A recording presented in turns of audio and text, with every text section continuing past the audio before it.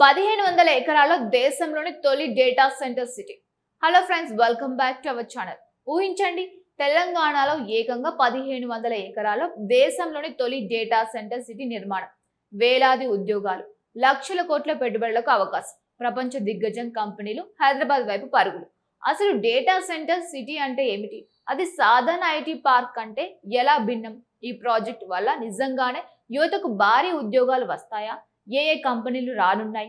ఏ skills నేర్చుకుంటే ఈ ఉద్యోగాలు దక్కుతాయి? తెలంగాణ ఆర్థిక వ్యవస్థ ఎలా మారబోతోంది? ఈ వీడియోలో పూర్తిగా తెలుసుకుందాం. కాబట్టి ఈ వీడియోని చివరి వరకు తప్పకుండా చూడండి. ప్రస్తుతం ప్రపంచం మొత్తం డిజిటల్ యుగంలోకి పరుగులు తీస్తోంది. మనం మొబైల్ ఫోన్లో ఫోటో సేవ్ చేసిన, గూగుల్లో సమాచారం వెతికిన, యూట్యూబ్ వీడియో చూసిన, ఆన్లైన్ బ్యాంకింగ్ చేసిన, ఆర్టిఫిషియల్ ఇంటెలిజెన్స్ ఉపయోగించిన ప్రతి సెకండ్కు కోట్లాది డేటా తయారవుతోంది. ఈ డేటాను భద్రంగా నిల్వ చేయడానికి, వేగంగా ప్రాసెస్ చేయడానికి ప్రపంచ వ్యాప్తంగా లక్షలాది డేటా సెంటర్లు పనిచేస్తూ ఉన్నాయి. అందుకే ఇప్పుడు డేటా అనే కొత్త చమురు అనే ప్రపంచ నిపుణులు చెబుతూ ఉన్నారు. ఇలాంటి సమయంలో తెలంగాణ ప్రభుత్వం తీసుకునే నిర్ణయం దేశవ్యాప్తంగా చర్చనీయాంశంగా మారింది. రంగారెడ్డి జిల్లా చేవెళ్ల మండలం ఆలూరు సమీపంలో సుమారు 1500 ఎకరాల సుమారు 1500 ఎకరాల విస్తీర్ణంలో దేశంలోని తొలి ప్రత్యేక డేటా సెంటర్ సిటీని ఏర్పాటు చేయాలని ప్రణాళిక సిద్ధం చేస్తుంది. ఇది సాధారణ పరిశ్రమ కాదు. ఇది భవిష్యత్ డిజిటల్ ఆర్థిక వ్యవస్థకు పునాది వేయబోయే మెగా ప్రాజెక్ట్ అని అధికారులు భావిస్తూ ఉన్నారు. ఇప్పుడు చాలా మందికి ఒక సందేహం వస్తుంది. డేటా సెంటర్ అంటే అసలు ఏమిటి? చాలా సులభంగా చెప్పాలంటే ప్రపంచంలోని డిజిటల్ సమాచారాన్ని భద్రపరిచే అత్యంత భద్రమైన కేంద్రాలను డేటా సెంటర్లు అంటారు. భారీ సర్వర్లు, అత్యాధునిక కంప్యూటర్లు, శక్తివంతమైన నెట్వర్క్ వ్యవస్థలు, నిరంతర విద్యుత్ సరఫరా, ప్రత్యేక శీతలీకరణ వ్యవస్థలతో ఇవి పనిచేస్తాయి. ప్రపంచంలోని పెద్ద కంపెనీల వెబ్సైట్లు, క్లౌడ్ సేవలు, బ్యాంకింగ్ వ్యవస్థలు, సోషల్ మీడియా ప్లాట్ఫామ్లు, ఆర్టిఫిషియల్ ఇంటెలిజెన్స్ సేవలన్నీ కూడా ఇలాంటి డేటా సెంటర్లపైన ఆధారపడి ఉంటాయి. అందుకే ఇప్పుడు ప్రతి దేశం ఎక్కువ డేటా సెంటర్లను ఆకర్షించడానికి ప్రయత్నిస్తోంది. ఎందుకంటే డేటా సెంటర్ వస్తే భారీ పెట్టుబడులు వస్తాయి, వేలాది ప్రత్యక్ష ఉద్యోగాలు ఏర్పడతాయి, పరోక్షంగా మరెన్నో పరిశ్రమలు అభివృద్ధి చెందుతాయి. విద్యుత్ నిర్మాణం, networking, cyber security, cloud computing, hardware, software, maintenance, logistics ఇలా అనేక రంగాల అవకాశాలు పెరుగుతాయి. తెలంగాణ ప్రభుత్వం కూడా ఇదే అవకాశాన్ని అందిపుచ్చుకోవాలని నిర్ణయించింది. ఇప్పటికే హైదరాబాద్ దేశంలో ప్రముఖ ఐటీ కేంద్రంగా ఉంది. Google, Microsoft, Amazon, Meta, Oracle, Deloitte, Accenture వంటి అనేక అంతర్జాతీయ సంస్థలు హైదరాబాద్ లో తమ కార్యకలాపాలు నిర్వహిస్తున్నాయి. ఇప్పుడు వాటితో పాటు ప్రపంచ స్థాయి డేటా సెంటర్ కంపెనీలు కూడా ఆకర్షించాలనే లక్ష్యంతో ఈ డేటా సెంటర్ సిటీ ప్రణాళిక రూపొందుతోంది. ప్రస్తుతం హైదరాబాద్ పరిసర ప్రాంతంలో 150 నుంచి 200 మెగావాట్ల సామర్థ్యం గల డేటా సెంటర్లు ఇప్పటికే పనిచేస్తున్నాయి. ప్రభుత్వం ఇప్పటికే మరిన్ని భారీ ప్రాజెక్టులకు భూములు కేటాయించింది. భవిష్యత్తులో మొత్తం సామర్థ్యం 11 గిగావాట్లకు పైగా పెరిగే అవకాశం ఉందని అధికారులు అంచనా వేస్తూ ఉన్నారు. ఇది కేవలం తెలంగాణకే కాదు, దేశానికి ఒక పెద్ద మైలురాయిగా మారే అవకాశం ఉంది. ఇప్పుడు యువత ఎక్కువగా ఎదురు చూస్తున్న విషయం ఉద్యోగాలు.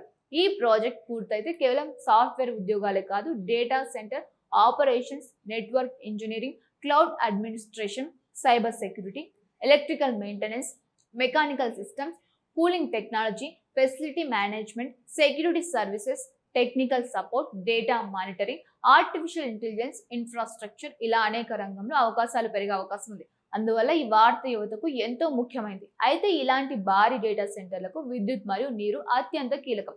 అందుకే ప్రభుత్వం ముందుగానే దీనిపై ప్రత్యేక ప్రణాళిక రూపొందిస్తోంది. మురుగు నీటిని శుద్ధి చేసి పారిశ్రామిక అవసరాలకు ఉపయోగించే సర్క్యులర్ ఎకనామీ విధానాన్ని అమలు చేయాలని నిర్ణయించింది. అలాగే కంపెనీలు ఓపెన్ యాక్సెస్ విధానం ద్వారా అవసరమైన విద్యుత్ను సులభంగా పొందేలా చర్యలు తీసుకుంటుంది. అంటే భవిష్యత్తులో ఈ ప్రాజెక్టుకు అవసరమైన మౌలిక సదుపాయాలపై ఇప్పటి నుంచి దృష్టి పెట్టింది. మరో ముఖ్యమైన అంశం ప్రదేశం ఎంపిక.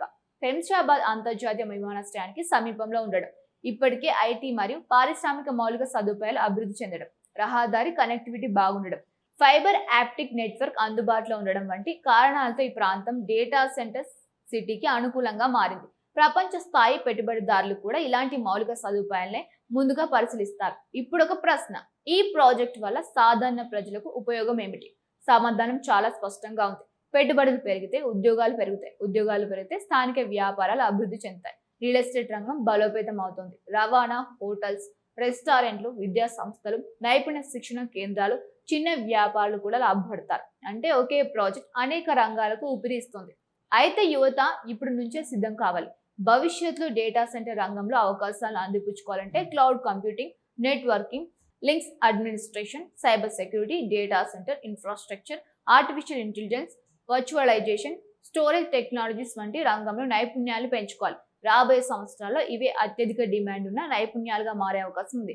మొత్తంగా చూస్తే తెలంగాణ ప్రభుత్వం ప్రకటించిన డేటా సెంటర్ సిటీ ప్రాజెక్ట్ కేవలం ఒక నిర్మాణ ప్రాజెక్ట్ మాత్రమే కాదు, ఇది రాష్ట్రాన్ని ప్రపంచ డిజిటల్ మ్యాప్ పై మరింత బలంగా నిలబెట్టే వ్యూహాత్మక అడుగు. ఈ ప్రాజెక్ట్ పూర్తయితే పెట్టుబడులు పెరగడంతో పాటు యువతకు ఉపాధి అవకాశాలు కూడా భారీగా పెరిగే అవకాశం ఉంది. అయితే ప్రాజెక్ట్ పురోగతి, పెట్టుబడుల ప్రవాహం, కంపెనీల భాగస్వామ్యం, ఉద్యోగాల సంఖ్య వంటి అంశాలు రాబోయే నెలలో మరింత స్పష్టతకు వస్తాయి. ఈ వీడియో ద్వారా డేటా సెంటర్ సిటీ అంటే ఏమిటి, ఇది తెలంగాణకు ఎందుకు కీలకం, యువతకు ఎలాంటి అవకాశాలు తీసుకురాబోతోంది అనే విషయాలపై మీకు పూర్తి అవగాహన వచ్చి ఉంటుందని ఆశిస్తున్నాం. ఈ వీడియో మీకు నచ్చితే లైక్ చేయండి, మీ ఫ్రెండ్స్తో ఫ్యామిలీతో షేర్ చేయండి. మా ఛానల్కి ఇంకా సబ్స్క్రైబ్ చేయకపోతే వెంటనే సబ్స్క్రైబ్ చేసి బెల్ ఐకాన్ ప్రెస్ చేయండి. ఇలా చేస్తే మేము తీసుకొచ్చే ప్రతి ఆసక్తికరమైన వీడియో మీకు వెంటనే అందుతుంది. మరో ఇంట్రెస్టింగ్ టాపిక్తో మళ్ళీ కలుద్దాం. Thank you for watching.